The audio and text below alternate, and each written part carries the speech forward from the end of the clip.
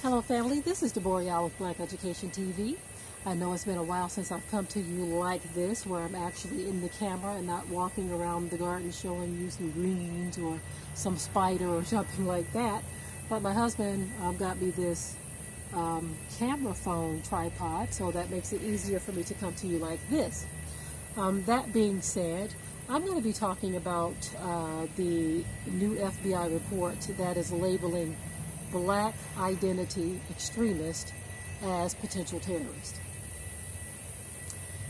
Now, it doesn't surprise me at all because they've done the same thing with the Black Panther movement and, countless other different things, other people's identities, those who are a part of the Nation of Islam or Muslims or whatever.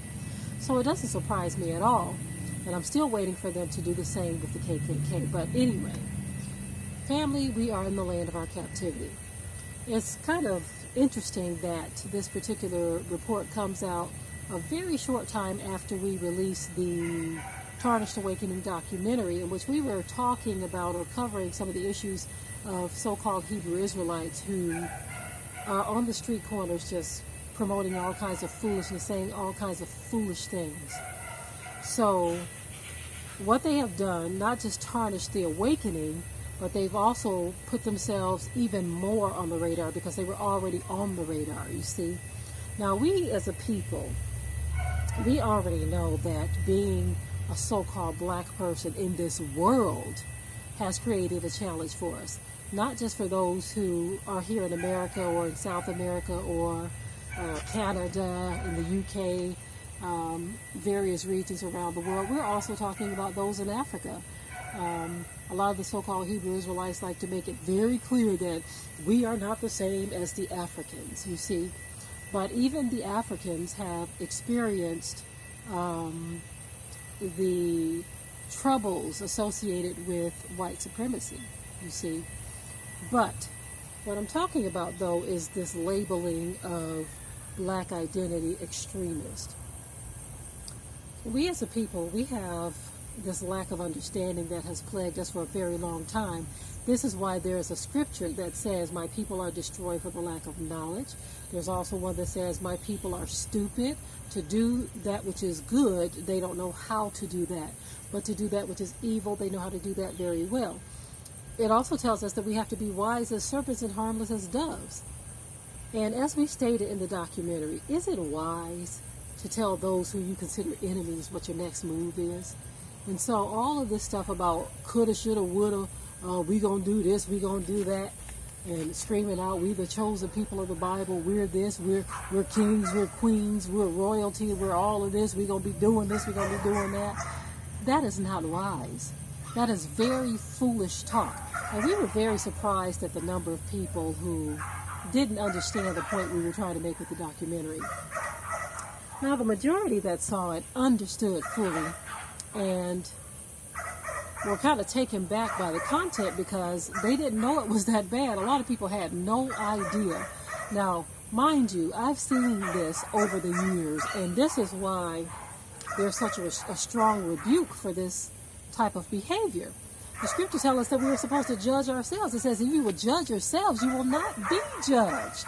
But the problem is we are not judging ourselves. We're so busy pointing fingers at this person's motes and that person's mote. And we got all these big beaming eyes all over the place, just tarnishing the awakening. You have people out here saying that kind of nonsense, and they have for years.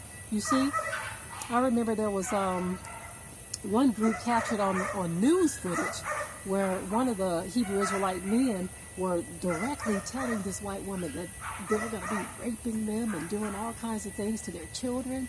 And I said to myself, that is a very foolish, unwise man. And they reported it on the news, you see, talking about what they were going to do to a white man. And I said to myself, these people lack wisdom of any kind. For you to think that it's wise or smart to do that and to say the things that they were saying is just very, very foolish, very foolish. But anyway, we were surprised at the number of people who were sympathizing with the brothers on the street corner, saying, why are we picking on them? They're helping to wake up people. Who are they waking up? Do you understand what the awakening really truly is? The awakening is not someone knowing that they're an Israelite. Our people 2,000 years ago knew that they were Israelites. They knew what the Father's name was. They knew what all the apostles' names were, all the prophets. They knew who all of these people were. But the scripture says that they were asleep. So knowing who you are does not mean you are awake. So these brothers are not waking people up. What they're doing is tarnishing the awakening. Plain and simple. Yes, there are those who are putting truth out there. They're telling people the truth. And I must say this. The number of sisters that I've spoken with who said that they were awakened by one of these brothers, let me tell you what the end result was. These brothers give them the truth, and at the same time they give them the truth, they're getting their phone number, okay? They're stopping by. Hey, let me stop by and have Bible study with you. Okay, I tell you what, before I leave tonight, we're going to consummate marriage. Meaning we're going to get in the bed together. You're going to be one of my wives. I have literally talked to sisters to where it went down just like that. To where some brother asked to stop by, and then next thing you know, they're in the bed, and he's saying, you're my wife. And in some cases, they move in on her. So you have brothers who are preying on sisters. They're using this truth, and y'all know I'm telling the truth. You know I'm telling the truth. They are using what they call the truth to lure sisters in, pulling them in like this, catching them like a snare. You see, they give them just enough to get them to listen. They're talking just enough to get them to listen and say, wow, thank you for sharing with me the truth. You see, and then all of a sudden, boom, the consummation and the marriage thing that they spring on some of these sisters. Turning the grace of Yah into lasciviousness, because many times these marriages do not last because these brothers, they got women set up all over the place. We knew of a few brothers who had a wife in this state, one in that state. So when I roll through this state, you make sure you have my food ready, my bed ready. We're going to do what we're going to do. And then I'll be on the next plane out of there within a couple of days. And I'm going over here to this wife. There are brothers doing that, family, and some of you know it.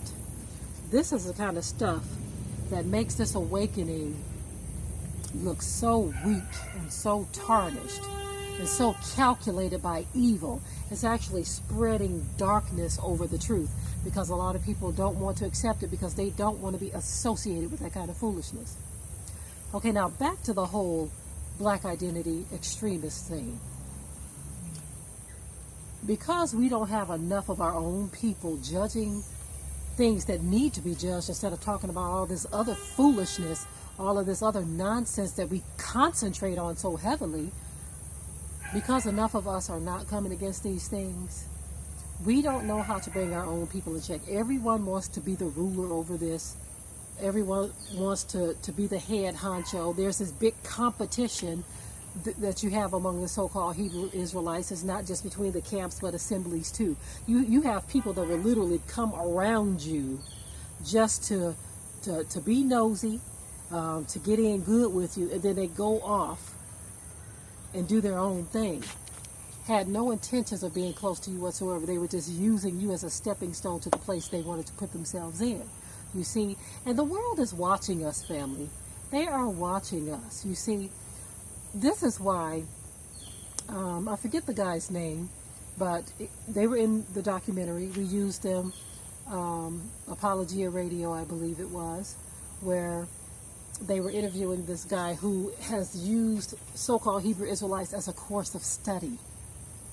As a course of study. So he's been studying the various camps and the various assemblies and the various beliefs and understandings and doctrines within the so-called Hebrew Israelite religion. Yes, I'm calling it a religion because at this point, that's what it appears to be to everyone. And those of you who've followed our ministry for any time knows that we have disassociated ourselves with that term Hebrew Israelite because that was something that we were not called historically. And so it has become somewhat of a religious cult to where you have men saying the things that you saw in the Tarnished Awakening documentary. You have men spewing garbage and hatred, not just against Gentiles, but even our own people. That is not of Yah. And so when you have people studying us, and no doubt they're sending in reports, hey, you might want to check this group out. They're no doubt sending it in to local law enforcement, sending it into government agencies. Hey, check this out. Look at what these people are saying right here. They're talking about killing our people. They're talking about killing our children. They're talking about doing this, that, and the other. And so now they are labeling black identity extremist. Notice they said extremist. Because we as a people, we as so-called black people worldwide have already been racially targeted for our skin color. That's already there. That's been happening for thousands of years now. So that's nothing new. The new target is black identity extremist. Because I want to say this, and this is a rebuke to our people who just don't understand Scripture. The Scripture told us that we were going to be in the land of our captivity, and that those that hate us shall rule over us. And so when you are in someone else's house, I'm just going to bring this analogy to a level that you can understand. Your parents have always told you when you go to someone else's house, you must behave, right? Be a light to the Gentiles. Behave yourself. The Most High didn't tell us to go and declare to the Gentiles what we're going to do to them or what is going to happen to them. He didn't tell us to do no such thing. He says that if you are righteous, that even your enemies will be at peace with you. This is what the word said, that even your enemies will be at peace with you if you're righteous. You see? And it said that they would even begin to bless us and try to cleave unto us because they see the light. No Gentile wants to cleave unto those who are displaying so much darkness on the street corners. You see? Even our own people are turned off by it. I've seen our own people see these guys on the street corners, get into arguments with them, and they go off running. And what do these so-called Hebrew Israelites do? They cuss them out. I've seen them cussing out old women, being very rude and disrespectful. There is no order among our people because righteousness and judgment have been thrown out the window. The scripture talks about how pharisaical our people will be. It says you will tithe mint and cumin, right? And anise, but the weightier issues of the law, you omit those. The weightier issues, you see. So let me tell you something.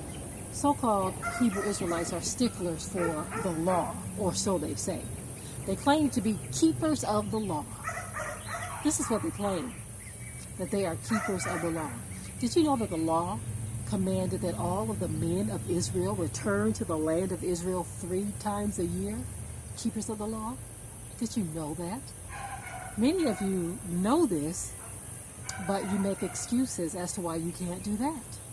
You see, this is why I say there's a lot of hypocrisy and self-righteousness among Hebrew Israelites, unlike anything I've ever seen before. The weightier issues of the law, which are love, judgment, pure judgment, the kind of judgment where you can rightly divide a situation and you're not trying to manipulate a situation. You're not trying to use deception and lies and false witness and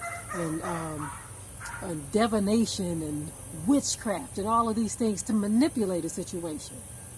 We are supposed to be able to judge situations righteously. But as the scripture stated, the weightier issues or matters of the law you leave undone. Because you're comfortable doing the things that you can do. Oh, I know how to wear my fringes. I know how to wear my garments. I know how to keep the Shabbat. You see, I know how to keep the feast. But what about loving your neighbor? What about forgiveness? What about faithfulness? What about righteous judgment? The weightier things that the scripture talks about. What about that? Can you do that? Can you handle that?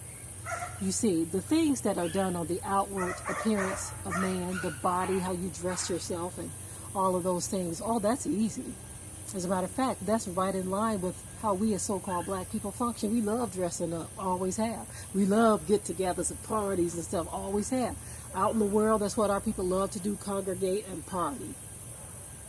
So, of course, it's going to be easy to keep the feast. And what's amazing, what I find amazing, is most of those who keep the feast don't even keep it according to how Torah says. They don't. You see, I find it very interesting that we put more focus on the actual gathering than what it really meant. Why did we have these feasts? Why did the Most High tell us to do things a certain way? We don't do things according to the ordinances of Yah. He established a particular way or a particular pattern. As with the lesson that my husband did the other day, he talked about the pattern of how things were done even when we kept the Feast of Tabernacles. He had a pattern, a way that it was done. How many of you that are keeping the feast, in which we still have a couple days left, how many of you that are keeping the Feast of Tabernacles are actually doing it the way the Scripture told us to? There is absolutely nothing wrong with gathering together and pitching your tents and doing all of these things. But what I find very hypocritical about a lot of those who pitch their tents and have their gatherings and all of this, what I find very hypocritical is they look at this one over here. Oh, they're not pitching their tent. They didn't put up a tent. They didn't do any of that. All they're doing is just having a Bible study. All they're doing is this. They didn't do what we did. They're breaking the law. How is it breaking the law if the law requires that we do things a particular way and you're not doing it either? Wouldn't you too be breaking the law? You see, we have to be careful that our liberty doesn't become a stumbling block to others. A lot of our brothers and sisters who live in the cities and, don't live on a bunch of land, or live in apartments or whatever, they were very grateful when we brought the spiritual understanding to the tabernacle, keeping the Feast of Tabernacles, in which a lot of Hebrew Israelites don't even talk about that, where the Scripture says, "Know ye not that ye are the temple or the tabernacle of Yah," and that He's going to dwell in a temple not made with hands. And you know how during the Feast of Tabernacles you're supposed to present a meat offering? Well, the Scripture says, present your bodies as a living sacrifice, holy and acceptable unto Yah, which is your reasonable service. It says that we are the temple and we are the living sacrifice. But I don't hardly hear anyone talking about that during the Feast of Tabernacle, because they've made it more about the gathering and less about the foreshadowing of knowledge that the Most High was trying to show us about our identity, that we are the temple of Yah. We are supposed to be His dwelling place. You see, we are supposed to be the dwelling place of the Most High Yah. And the Scripture says, "He that hath not the Spirit is none of His." And what I'm finding is a lot of so-called Hebrew Israelites do not have the Spirit of Yah. And this is why they are able to go out on the street corners and scream all of this vile, crazy, ignorant, violent talk so that the whole world can see them. That is surely a lack of wisdom to do that. It's a lack of wisdom. And so now, again, back to the whole black identity extremist. It is what it is, family. And this is why so many no longer want to be associated with the term Hebrew Israelite. No one is denying our culture or denying who we are as a people. We were not Hebrew Israelites. Many of you crack me up, try to pretend like you don't know what we're talking about. Try to pretend like someone is denying who they are. You know good and well that we are not denying who we are. We know that we are the seed of Abraham. We know this. We know that we are the children of Yisrael. We know this. Yashraal, whatever you want to call it. We know who we are. And our disassociation with Hebrew Israelite has nothing to do with separating ourselves from our identity. But as the Scripture has stated, our people, Yah says His people are stupid. And so they're not comprehending the truth, or they're just being willfully ignorant, you see, trying to create contention where there is none. You see, there is no reason for us to fight each other over simple things like that, especially when we already know that the historical text did not say Hebrew Israelite. Historical text did not say that.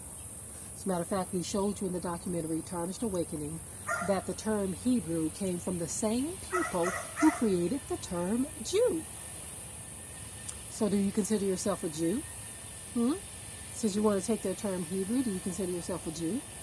This is a real question, family, for those of you who want to create contentions. I'm going to go ahead and close this video out. I just wanted to make a point about the whole black identity extremist thing, because our people just can't catch a clue. We have to understand that it is not wise to go out here saying the kind of things that we hear these brothers saying on the street corners. And for those sisters, those of you sisters that support this type of behavior, I feel sorry for you.